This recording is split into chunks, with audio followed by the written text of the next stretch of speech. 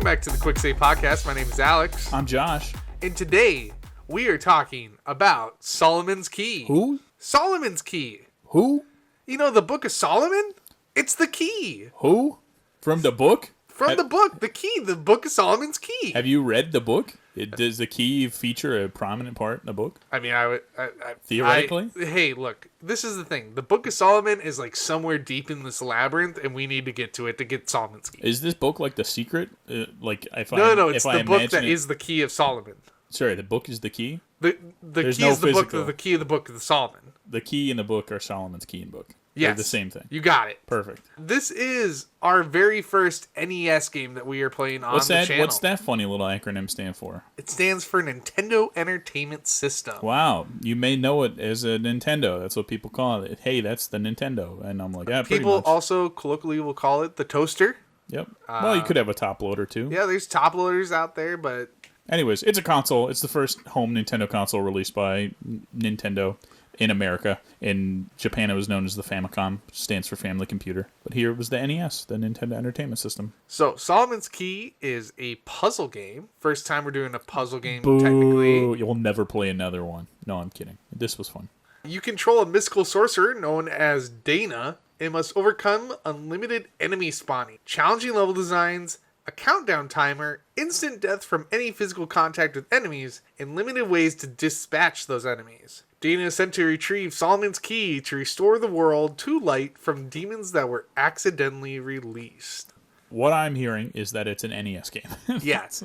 My favorite thing to play is whenever we just have fun and play NES games is, hey, can you guess the story of this game for me without any context? And I guarantee you, like, half the people I do that to have no idea. They're just like, you just jump on a platform and then you get this thing and then, like, that's it, right? And it's like, oh, no, there's this deep lore that's, like, somehow introduced into this. You're playing, like, Mega Man, and Mega Man's like, I'm going to run and jump and shoot the bad robots. And then you read the lore, and the lore is like, Dr. Wily and Dr. Light years ago were roommates who worked together on the robots, and Dr. Wily stole the research, and the robots, each robot has a different purpose in society, and you're like, what? This is a game about a robot who shoots other robots. I have blasters. Pew, pew, pew, pew, pew. Yeah. The lore is not mentioned. They don't tell me about what heart or whatever, like, Crash Man's job is in the freaking Mega Man world. He's just a bad guy who drops bombs, and I have to shoot him until he dies. So a lot of people might be wondering, where does this lore come from? Well, a lot of it originally came from the manuals that were introduced with the games. Yeah, 9 times out of 10, they'll write in the manuals, hey, this is the lore, this is the story. Sometimes they'll misspell things. I feel like famously in the Zelda manual, they, like, misspelled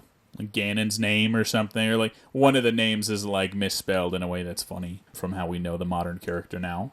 And, you know, I would say that trend basically continued up till about the 64. Well, that's the Nintendo thing. 64 is when we started to see, like, the storyline from games step away from the manual. This is, I mean, NES games came at a time where arcades are still kind of king. So it kind of becomes a thing of, like, NES games are either ports of arcade games or they're trying to compete with arcade games. So the story is kind of like, who cares? You're like, it's 1987. We're not worried about storylines in games so much right now. We're worried about making a game that is fun and functional to play.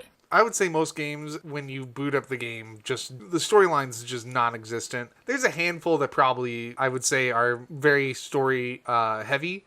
You know, Final Fantasy games, yeah, your RPGs, Dragon Quest games, or Dragon Warrior in America. I was going to say that continues with the SNES. RPGs continue to be the main kind of story-driven titles on the Super Nintendo. And it's, like you had mentioned, not pretty much for Nintendo, at least until the 64, when we start getting, like, Zelda Ocarina of Time, where it's not just about playing as Link, it's like there's a whole story and a world you live in now, right, that you have to, like, navigate as well. Yeah, we hit that 64 megabit section of consoles, and we started needing manuals less and needed visuals more on screen, I would say. And that's the other thing I was going to say is, especially back here, you know, it's 1987, there's only so much room you have on your game, right? Like, I can't afford to put a story into my game just because that's going to take up half the cartridge and there's not going to be any game left to play if I put a story in. Whereas once we finally get later and, yeah, the cartridges get bigger and easier to make, yeah, we can put a ton of story into every game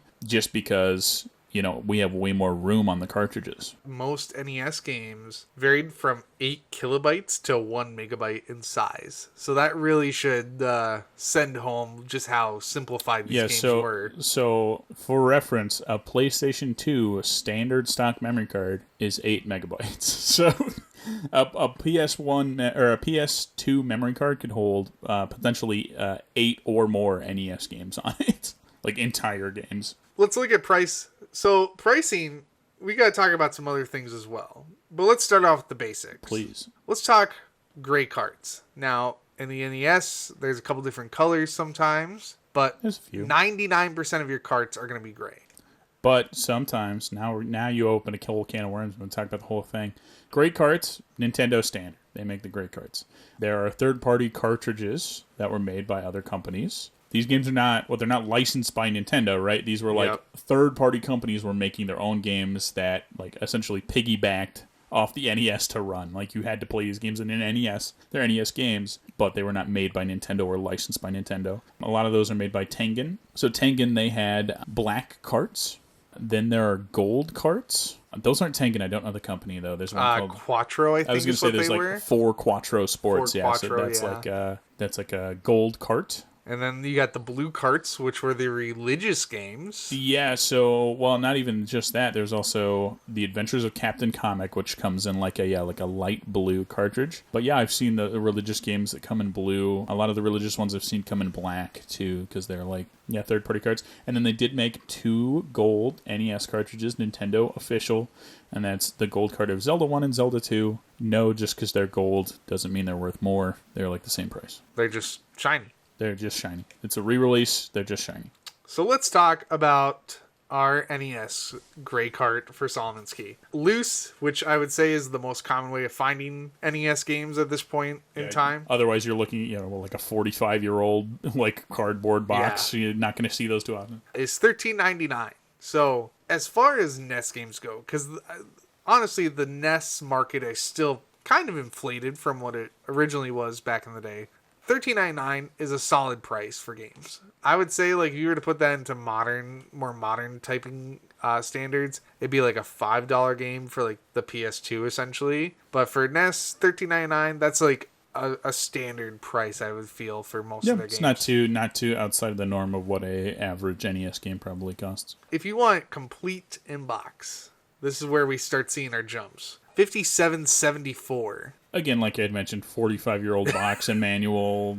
All those little specific inserts, the mailing thing. They had all sorts of stuff. To find everything in acceptable condition is going to be pretty tough. Sometimes there was like pieces of styrofoam they would put in there. I mean, just so many random things. It come with a dust cover in the box, right? So many random things. But now we have to talk about a special type of cart for Solomon's Key. That's the 5-screw cart. Let me tell you about 5-screw carts. The original cartridges that they made were 5 screws. They would do 5 screws. And then later on, as they're manufacturing the cartridges, they would say, oh man, we can save on costs by taking 2 screws out and using plastic clips instead. So they use 3 screws. Most 99% of cartridges use 3 screws and plastic clips. I believe we had also read that the 5 screws used a Famicom to NES adapter. Yeah, they use Famicom PCBs, so you could essentially use those to play Famicom games on your NES. And so a lot of people would like hijack that chip and then put it into Famicom games and then plug it in. That was until a bit later in the life cycle of the NES that we started seeing the Famicom adapters. That's when adapters really started becoming a huge thing and people found out they could get games from Japan, right? Yep. So 5 screws are rare. Sometimes very rare, sometimes not very rare. Most of the time, not very rare. Most of the time, not very rare. Yeah, there's a handful for sure. I would say if you got a 5-screw, it is a slightly elevated price from the original. Yeah, and then there's a handful, like we'd mentioned, that are being a 5-screw game makes it like a $20 game. It makes a $20 game like a $200 game, right? So there's not a ton, but there are a handful that being a 5-screw is like a huge jump in value. Unfortunately for Solomon's Key, that is not the case. 5-screw loose, $16.65. complete 6175. So just a slight elevation from what originally was there. Yeah. Well, here, let's get into some sequels. Why don't we, huh? Well, we got to talk about the ports. The ports. The ports. Of which there are many. There are many. So there's the Game Boy port, which is called Solomon's Club. Different than the key. Different. Obviously. It's a club, guys. All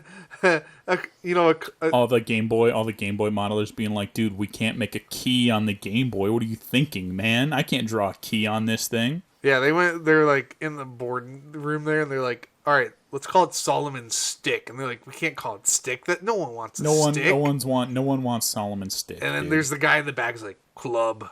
And they're like, what? He's like, Solomon's Club. Give this man a raise. Solomon's Club. If you want that loose, it's the exact same game, just on the Game Boy. Loose is $16.88, so basically your 5-screw price. However, let's talk about the complete price. This is an original Game Boy game, complete. Yeah. Okay, you want to talk about rare? Yeah, complete Game Boy games. $124.98. For a game that probably looks and plays like crap. Yeah. When you start talking about the handhelds complete, when they get that old, they are expensive. And handheld stuff is this is always going to be the case with the handheld stuff. If you're a kid and you have a Game Boy, you're going to throw the box away. You're going to be like, what am I going to do with this piece of cardboard? Nothing. Throw it away.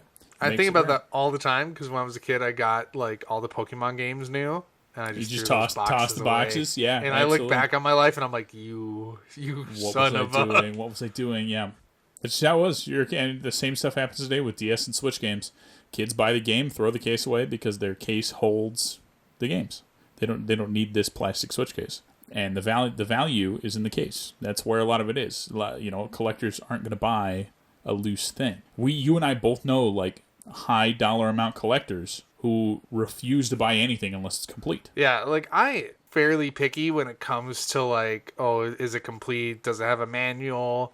I'm not as like picky as some of the guys I know, because there's one man we both know. He'll give us a list of like 65 games for the store, and like you're like, oh, this one is missing like this single shred of paper. Yeah, it's missing the one little ad card. Okay, he doesn't want it, right? It has to be crazy. To be complete. And so, like, there are definitely collectors out there that are just like, oh, you're missing the rebate mail-in. Not having it. Not a chance. It's not complete, right? Absolutely. Let's go up another generation, though, to Game Boy Color. And this time, we got an interesting title. I think this is funny. We got Monster Rancher Explorer. Now, I grew up with Monster Rancher. I don't know if you did, Josh. I did not, but I know what it is. If you did not grow up with Monster Rancher, it's essentially like, what if Pokemon and Digimon had this weird offshoot idea of being something that were very similar to each other, but not at all? And you're this like 10-year-old boy that goes around trying to capture these monsters, and then you can like resummon them to like help you fight. That's basically the premise of Monster Rancher. There's like a huge lore. There's like tons of like creatures and stuff. Yeah, it's very Pokemon-esque. Yeah, it's crazy. Super cool. Go check out Monster Rancher. I highly suggest it. It came out for the Game Boy Color, and you're like, well, why are we talking about Monster Rancher when this is Solomon's Keys episode? Well, that's because Monster Rancher Explorer is just Solomon's Key, but Monster Rancher edition. Yeah, it's literally just a port of the game, but it's flavored like Monster Rancher. So if you want to pick that up because you think it's super cool and nifty like I do, loose, $12.45. Easy pickup, right? Cheaper than the NES one. And if you want it complete, now remember we were just talking about handhelds. They're getting old. People threw those boxes away. $17.59. What? People apparently did not like the Monster Rancher. Or they just kept it all together. Like, what's happening? So that's on my list to like find, is just a complete inbox Monster Rancher Explorer. Let's talk about a weird one. We gotta talk about Zipang. Zipang on the PC Engine. Now, all right. So I feel like we lost some people here. This is just a PC game? So, in Japan, because this is a Japan exclusive game, but it's really important to how the game sold over there. PC Engine is a console that uses PC hardware. Okay. But it's much more simplified. Think of like the power strength of a Super Nintendo or a Genesis. Okay. But it's in the NES family. Interesting. Yeah, it's in the NES and Master System family. So it's super high powered, Not a lot of people had them, even over there, but there were tons of games made because they were essentially just smaller PCs. Right. This was on a like value cart essentially, or a value disc, because they were CD based. It's on a value disc where it was Zipang was like the big thing, but then there was like a couple other games I think included in it. Mm-hmm. If you want to find a loose disc of this is how like crazy PC Engine stuff is. $54.48 for just the disc. If you want it complete, it's $119.30.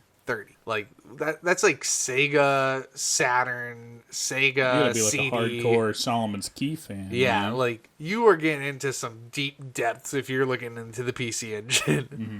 The reason they called it Zipang was because that was them trying to also push to like China was their big thing. Sure. So it's very Chinese influenced. Like I linked playthrough down below, and you could like definitely tell like, oh, they were trying to cater to someone there. Sure.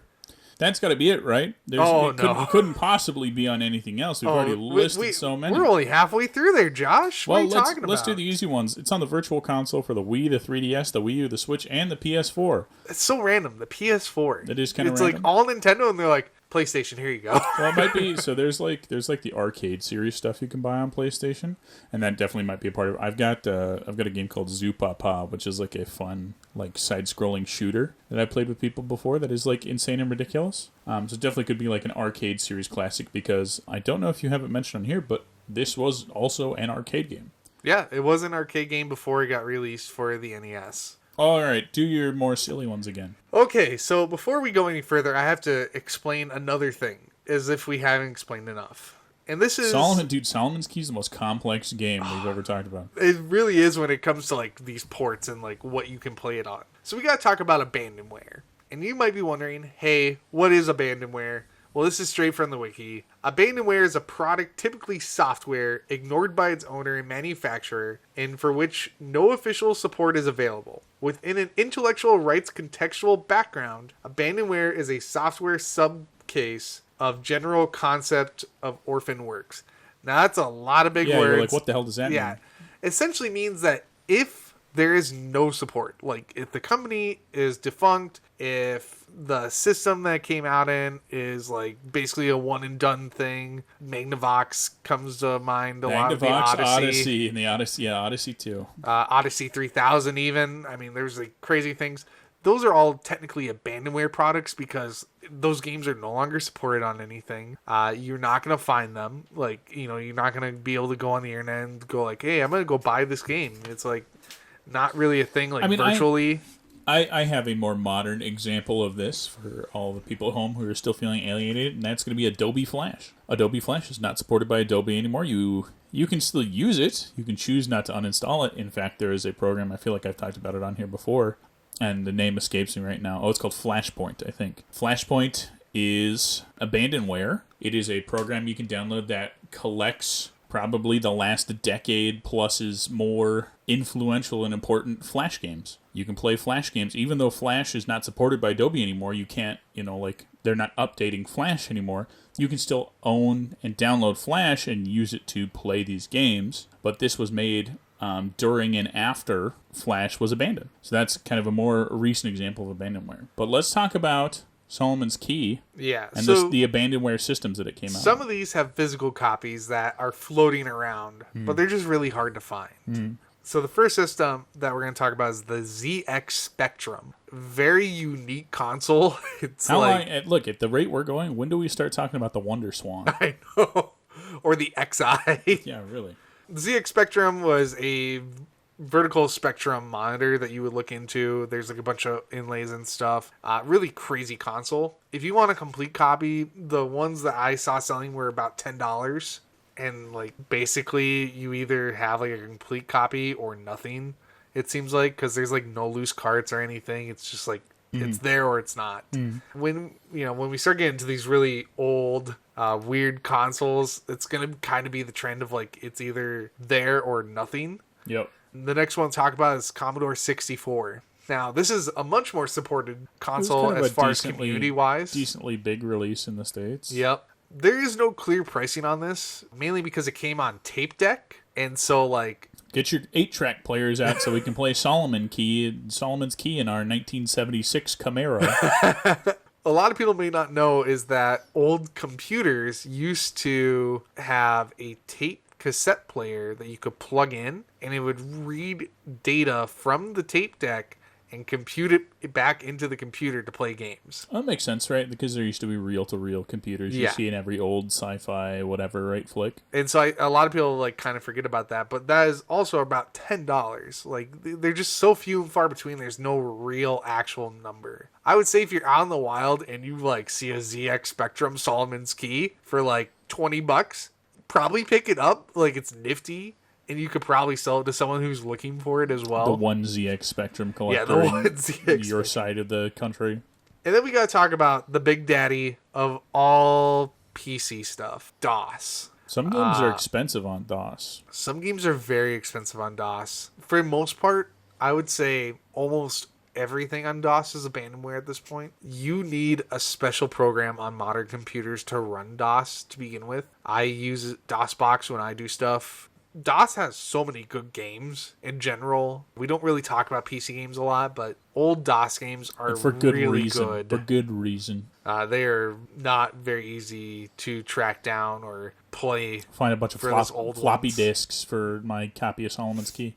Well, that's enough talking about bizarre consoles that Solomon's Key was released on. That only took us like a couple minutes, right? Yeah, right. Let's talk about what we think about the game. So, my big thing is, I don't like it when people say that like old games don't have any soul to them. I am very much in the wheelhouse of you need to give a little bit of your imagination to the game, and the game will give you a little bit of imagination back. And that's like the reason of like, you're working with 8 bits. That's it. Like, you're not getting any more than that. Yeah, if you just look at this game and take it at face value, you're going to be like, this game makes no sense. I'm a little wizard who breaks orange blocks, kills gargoyles, dragons, and golems, and then I release fairies, and then I get the fairies, and then I go through a door into a new room. That doesn't mean anything to anyone. You have to kind of put the effort in and be like, I'm gonna imagine what this little wizard guy's doing. Yeah, like, you know, it's almost like D&D. I think a lot of times when you're talking about like NES games, is that like you got to be like, oh, I'm Dana, I'm this wizard. You know, I'm like making barriers and stuff, and I can like climb on them, and you're like, oh, there's like gargoyles going up this like huge tower to a door, and like you just gotta have that like sense of like fun, honestly. And for like what I see, giving that bit really will make the game come more to life for you and give you so much more back. It's an amazingly fun game if you just give it a chance and a little bit of imagination. It'll really bring a new life to it that way. Yeah, I agree. I had a ton of fun playing this with you, and I think the only reason, honestly, and I know you're going to mention this a little bit later, the only reason I think we had fun, even in the first place, is because the Retron 5 that we used this to play on has save states. If we had to play through the first 9 levels of this game over and over 15 times in a row, I think like my last 2 brain cells would have just like exploded, and I would have died. But it was fun. I just can't imagine again, if you're a child and it's 1987, like, this is the only video game that exists, right? So you play it not just because it's fun, but also just because it's the only video game you and your family probably own. I just can't imagine throwing myself at the wall at this for more than maybe like an hour or 2, because if I had to play this forever with no save states, I'd go insane. And like this rings back to the fact of like, you know, arcades were still kind of king, so you're getting the arcade experience without, you know, having to shove your quarters in a machine over and over again. You can play an arcade game essentially endlessly, right, and beat it. Yeah. So the controls are surprisingly sharp for the game. It felt fluid. Nothing felt like it was like way too little or way too much. Thinking about like the jumping and stuff, like you needed to have some precision to that. You could make fast movements. It was really surprising how well the game still played. The ability to like create and destroy blocks was like so brilliant for the player, because it just gave you this freedom that almost no other NES game I can think of gives you, except for like maybe the RPGs. Where you can just do what you want. If you want to like build, you know, these stairways that zigzag all the way up, you want to, you know, make a circle around yourself, you can do all sorts of crazy stuff. Yep.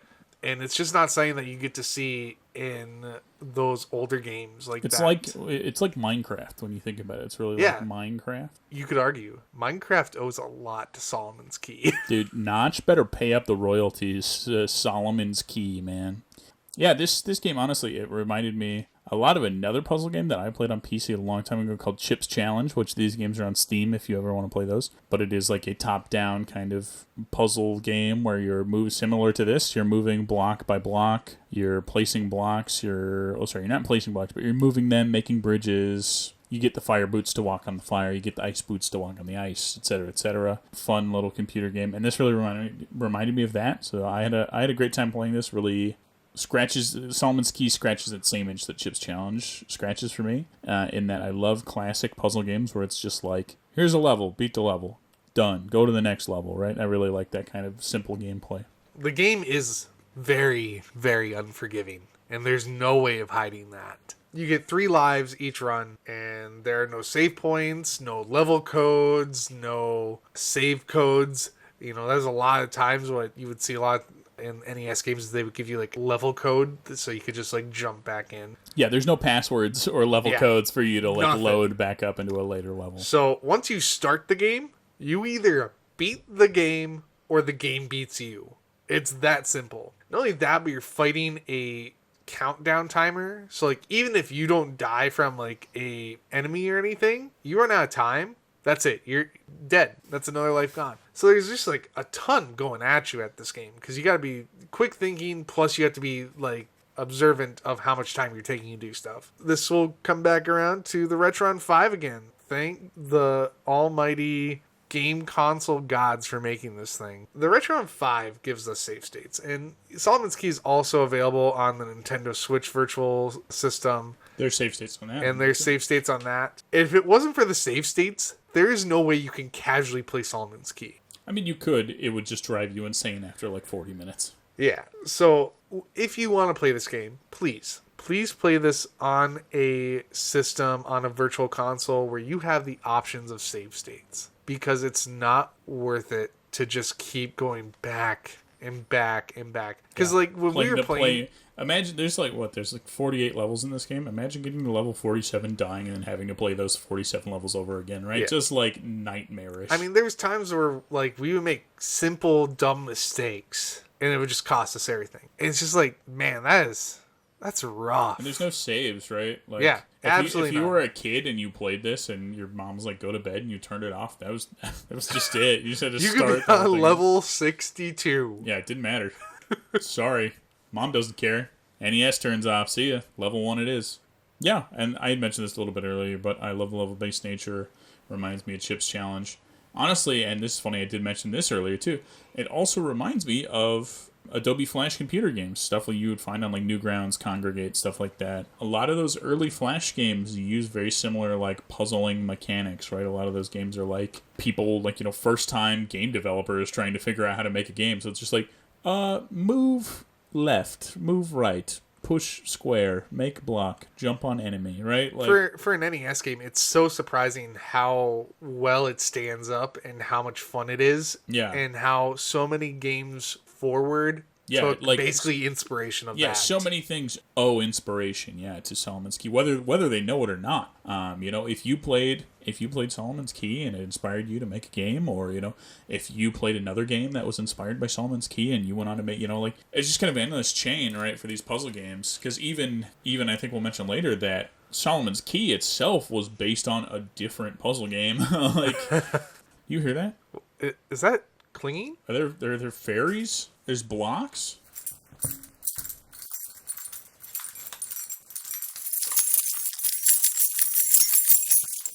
It's Solomon's Keyed Corner.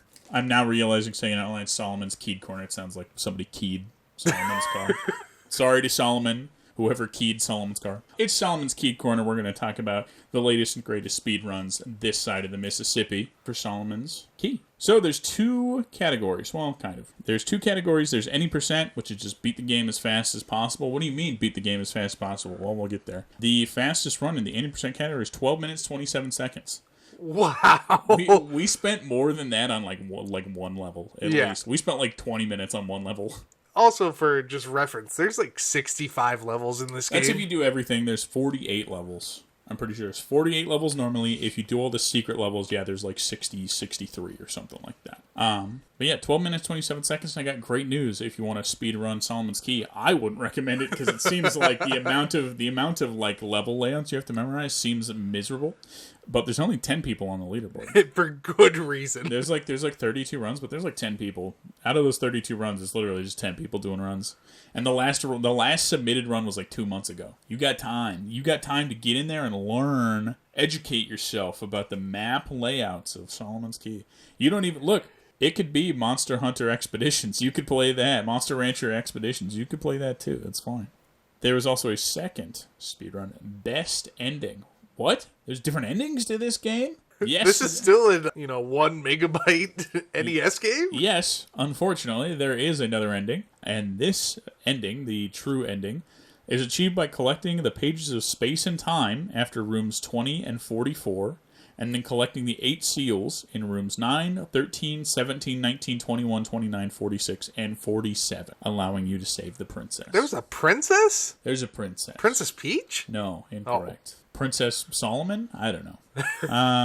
The book is the princess. The book is the key is the princess. You have to get all the seals in each of those rooms, and then you have to get the pages of space and time, which are in the other rooms. I think there was the pages of space and time, I'm pretty sure in bonus, like hidden rooms. I think you have to find the secret rooms for those. Even then, the best ending speedrun, the fastest time is 23 minutes and 6 seconds. Still. It's less. That's an insane number. It's less than double the amount of time for an extra, like, tons of rooms you have to go do. That one, even better, there's only 2 people on the leaderboard for that one. So if you want to learn everything about about Solomon's Key, I would recommend going for that. You could easily make yourself 3rd on the leaderboard. Let's talk about some fun facts. Yes, please, I'd love to. Solomon's Key was based on another game. For the NES. For the NES. And that was Lode Runner. You play as like a car or something, right? Yeah. I never really played it. I wasn't really into Lode Runner that much. Then again, I also didn't have NES in 1986 because I wasn't actually here on Earth. Hey, I had an NES when I was a kid. All I did was play Mario and Blades of Steel, though, so... Literally the same. It was originally going to be an action game until the boss at Tecmo suggested that they add puzzle elements to it, which I thought was really interesting. And when your boss says add puzzle elements, you add puzzle elements and create one of the greatest lasting puzzle games that's ever been released on the NES. The inspiration for the visuals came from Jason and the Argonauts film and Greek mythology, which is why we have all the astrology signs and all that. Yep. It definitely, like, when you look at the game, you're like, oh, yeah, that makes sense. Kind of. It is also kind of like you're a little wizard guy and things running around. That is true. So it's kind of like not really. At no point did the game really scream Greek mythology to me, but it's also a game that was made in 1987 on an 8-bit system, so, you know. And the big thing for them was that in Japan, they had, like, crazy sales of this game. This is a huge game in Japan. How many copies does this sell in Japan?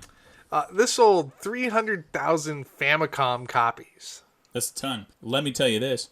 That's probably why it's been released on every virtual console moving forward. Is probably it was such a big hit in Japan. They're like, we're just going to port it to the Wii U, Switch, PS4. It's crazy. I wasn't able to see how much it sold in the US, but, I mean, even if it sold half that amount. For the NES, those are huge numbers. Those are so big. Yeah. Makes sense why it was ported on everything. Again, yeah. Like they made, a Monster Rancher version, right? So.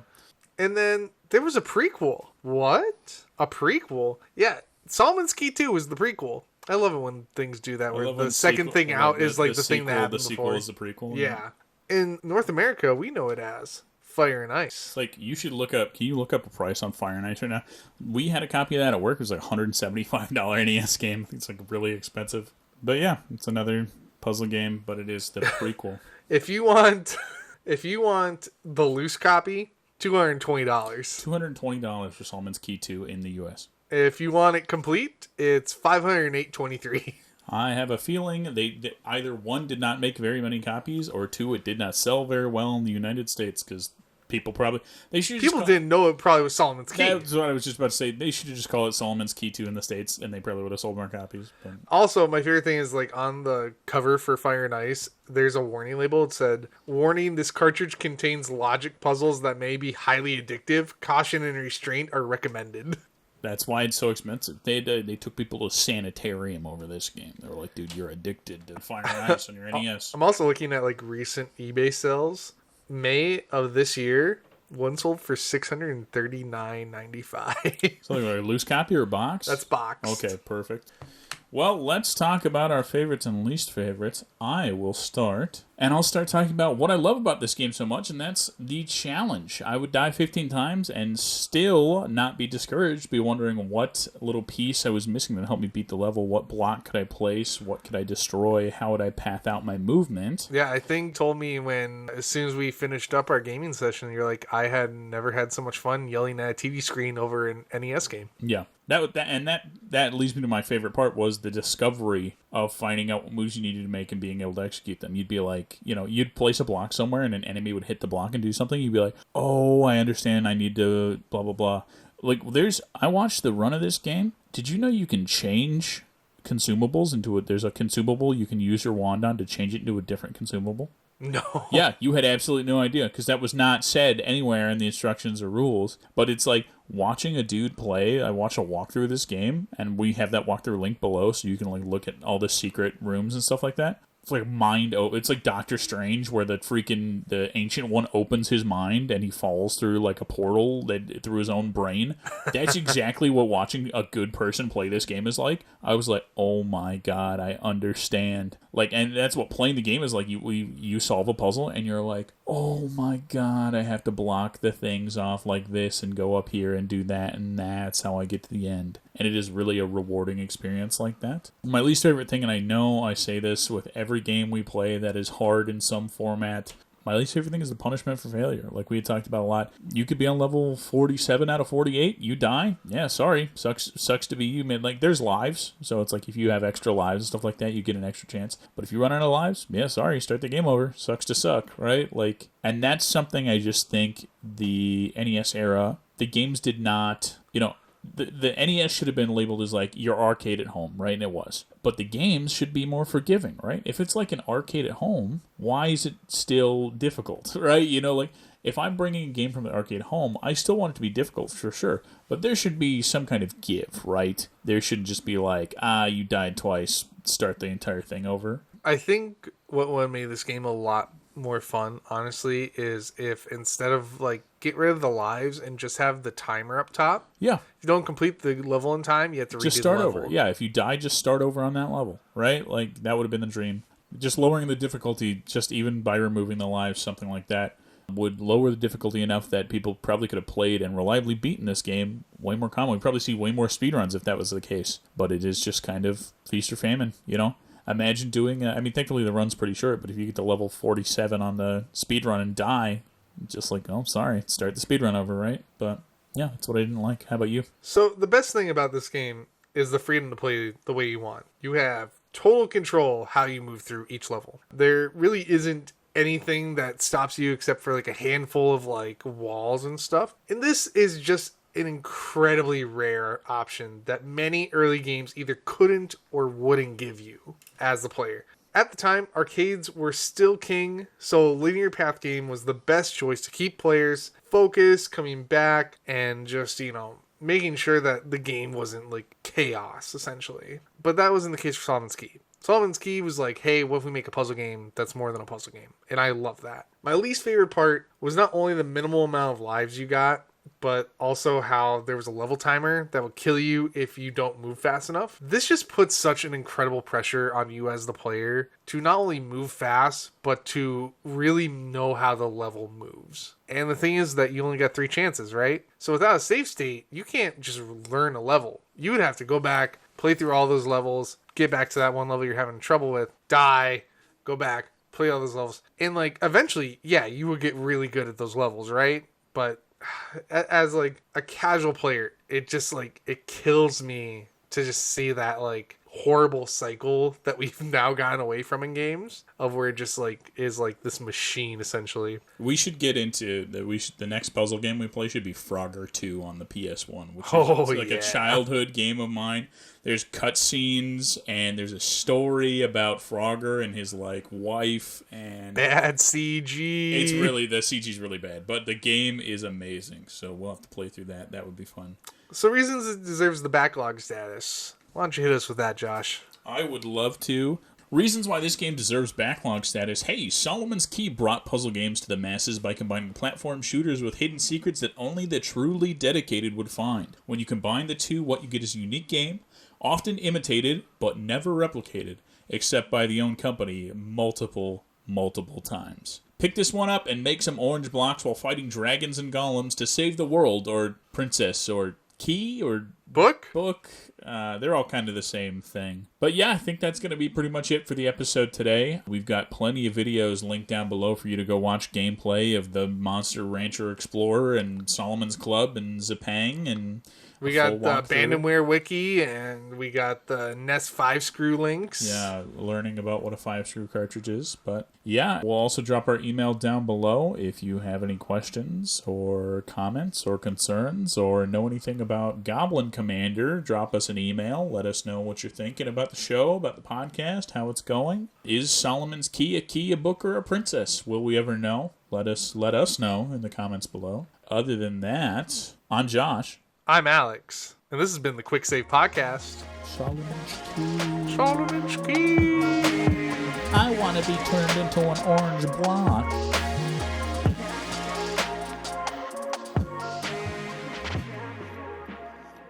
Don't fall, my son. Boom, boom, boom, boom, boom,